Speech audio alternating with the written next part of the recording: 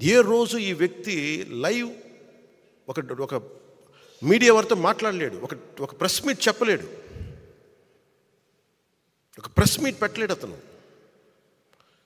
Arranged press meets తప్ప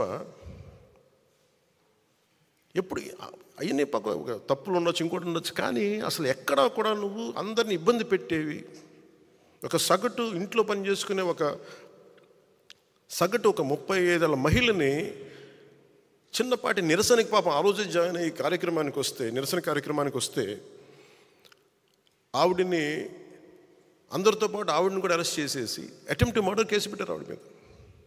ఎంత దాష్టికం! అంబేద్కర్ గారి విగ్రహం ఒకవైపు పెడతారు, ఒక దళితుడిని చంపేస్తే వాళ్ళ శవాన్ని ప్యాక్ చేసి ఇంటి ముందు డోర్ డెలివరీ చేస్తే ఆ వ్యక్తిని ఊరేగింపిస్తారు వైసీపీ నాయకులు. నాకు ఈ రెండింటికి పొంతన కుదరదు. నీకు ఈ గౌరవం ఉన్నప్పుడు ఈ వ్యక్తికి శిక్ష పడాలి, ఈ వ్యక్తి రక్షింపబడాలి.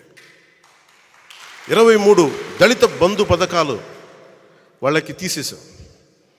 అంబేద్కర్ గారి విగ్రహం పెట్టి అవి పెడితే అప్పుడు కదా ఆయనకి నిజంగా నివాళి.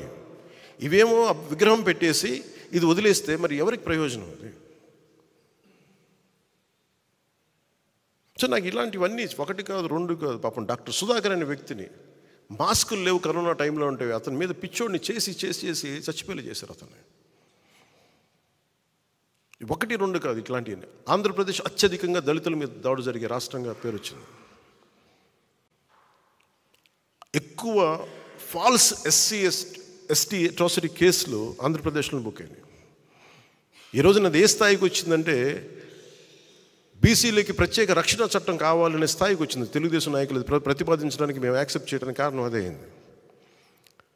ఒకవైపు దళితులకి న్యాయం జరగట్లేదు, ఫాల్స్ ఎస్టీ అట్రాసిటీ కేసులు పెడతా ఉన్నారు. ఇంత అల్లకల్లోలంగా ఉదాహరణకు చెప్తున్నాను. అలాగే ఈ వ్యక్తి ఏ మాట ఒప్పుకోడు, మాట ఇస్తాడు.